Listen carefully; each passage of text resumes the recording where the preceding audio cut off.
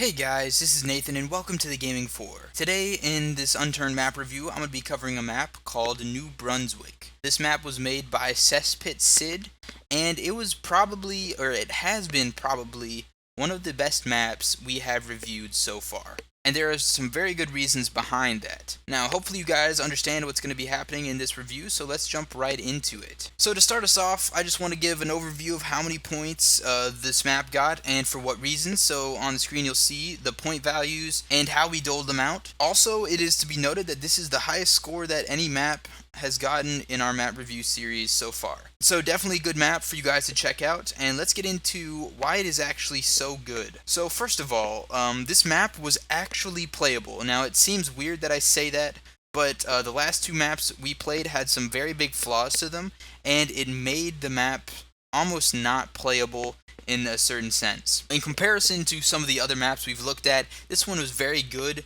just from the get-go. And so there's a few reasons why it was so good in general. First of all, it's a large map, which means there's a lot to it. Cesspitsid did a very good job of filling the space and keeping it interesting. Also, the fact that he completed a large map with the quality that he actually completed it with is quite impressive because, a large map is not a small feat to sort of take on. I'm sure it took him many hours to actually complete this map. Secondly, the detailing in this map was very good, and the most impressive part about this is that it was thoroughly detailed. The entire map was detailed about the same all the way through, and that can be very challenging, especially with the large map, because you've got a lot of it to keep track of, and he didn't miss any part of the map. All of it was consistently detailed. Another really good thing about this map is that the item drops were very solid. He covered all the basics in terms of item drops. He got all the clothing, food, weapons, items. There's a lot of high content in there. There's also a lot of basic items in there.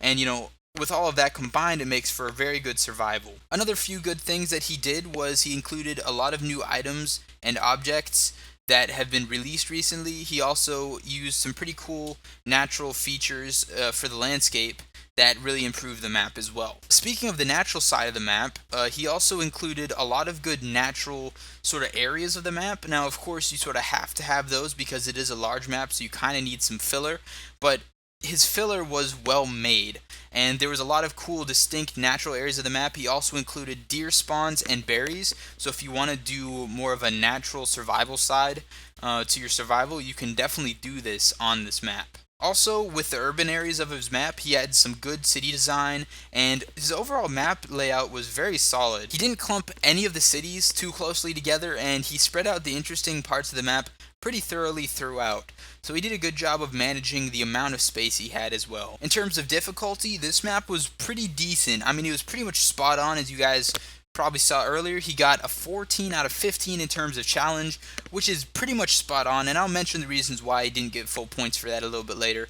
But a large part that made it perfect, almost, is that the zombie spawns were really good. Like, he had enough zombie spawns to where it was challenging, but he didn't have too little so that it was completely easy to raid cities and stuff like that. And of course, guys, it was a large map, there was a lot to it, and because of that, there are a lot of other positive things that I am not going to be able to mention because there's really just too many. So let's move on to some of the weaknesses and some of the things that he could improve on with his map making. So first of all, one of the main issues that Nene and I found with his map is that there were not enough natural food spawns. Now, of course, we were doing this on a server, and so that does change some of the dynamics a bit. This would make some of the food a little sparse because we do have 3 people that are trying to survive off of it. With the way that it went, there was definitely not enough food spawns spread across the map. And doing a brief raid of an entire city would often only have you come out with 2 to 3 pieces of decent food. And of course, we were playing this on normal, so a lot of the percentages for the food and the quality was pretty bad as well. So that just adds to the difficulty. And having a few more of those food spawns throughout all the kitchens and all the diners would have really made a big difference on the playability of this map, because as it was, we were starving to death and dying of thirst here and there as well. The one other thing that really could have used an improvement in your map was the detail. Now, as I mentioned before, the detail was very good and consistent, but it could have used maybe a bit more in terms of quality. So obviously it's hard to do I understand it completely. It's a large map. There's a crap ton to actually detail, but if you could have increased the quality, maybe copy pasted a little less, it definitely would have increased the overall quality of your map. And lastly, the one other small thing that could have increased the quality of the map is that the zombie drop spawns could have used a little more variety. So that's pretty much it for my main critiques. Obviously, this map got an 88%, and that's like super high, like a really good score, and there's not much more you can do to improve it. But there are a few things that the author could consider if he wanted to add on some extras to the map. First of all, Easter eggs. Now, I did add on one Easter egg point to this map just for the fact that he included PEI into his map, which is a really good way to fill up the space, but also get some of the nostalgic areas of, probably our first Unturned map that we ever played into his map, which is really cool. So that gave him an Easter egg point. Besides that, you could consider actually adding some cool hidden zones. You may have. I checked the map very thoroughly though, so I doubt it. But yeah, consider adding some of those in the future. It'll just make it a little more interesting for those players that actually do play your map for a while, and for the few players that actually do find them.